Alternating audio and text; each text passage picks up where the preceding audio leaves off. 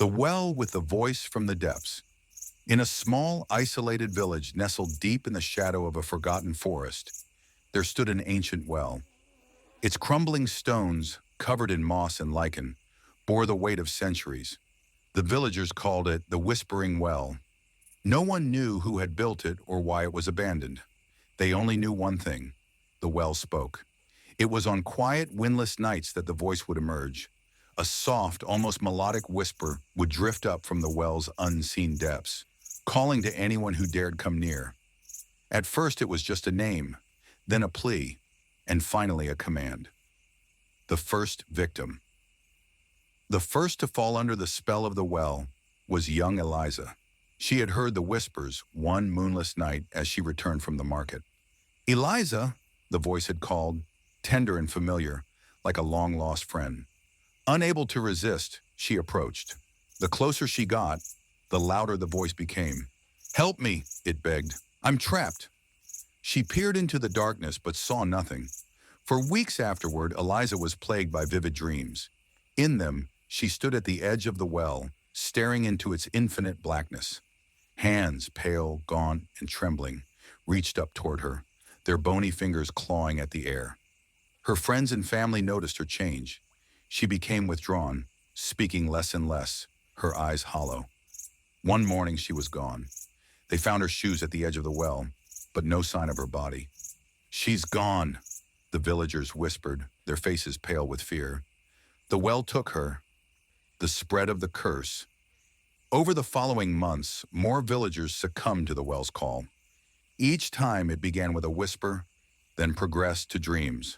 The dreams were always the same: standing at the edge of the well, staring into its depths, unable to move.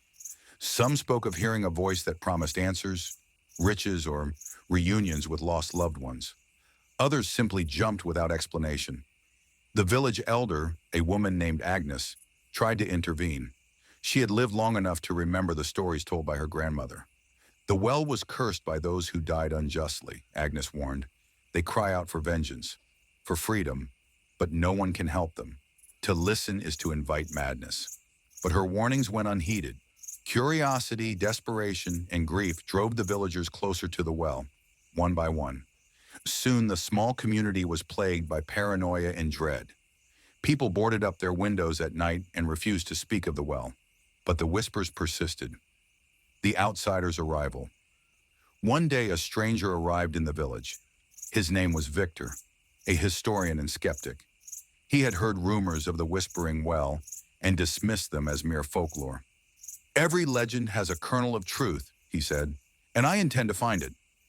Despite the villagers' warnings, Victor was undeterred. Armed with a lantern and a sturdy rope, he approached the well at midnight. The air was thick with silence, save for the faint whispering. "Victor," the voice called, soft and inviting. "Victor, come closer." He peered into the darkness, his lantern revealing nothing but endless black. The voice grew louder, more urgent. "Help me, Victor. I've been waiting for so long." Something about the tone, a mix of sorrow and malice, sent a chill down his spine. But Victor was determined. He secured the rope and began his descent. The descent. The air grew colder the deeper he went. The walls of the well, slick with moisture, seemed to close in around him. The whispers grew louder, echoing off the stone. They weren't just one voice anymore. They were many. Some wept, others screamed, and a few laughed with cruel delight. "Turn back," one voice hissed. "No escape," another crooned. Victor's lantern flickered, and for a moment he thought he saw faces in the stone. Distorted, anguished faces that seemed to move and shift in the dim light. He paused, his breath ragged. "Who are you?" he demanded. The voices fell silent. Then one voice, deep and resonant, answered, "We are the forgotten, the betrayed, and now so are you." Before Victor could react, the rope snapped. He plummeted into the darkness, the lantern shattering on impact.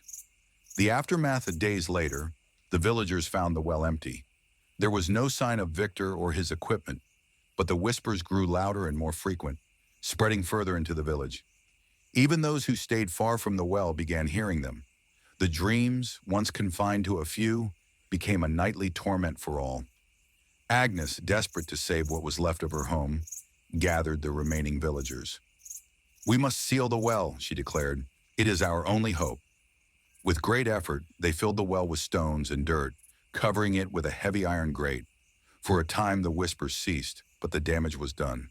The village, now a shell of its former self, was abandoned. Only Agnes remained, too old and weary to leave. The final whisper. Years later, travelers passing through the forest spoke of a faint whisper carried on the wind. "Help me," it said. "I'm still here."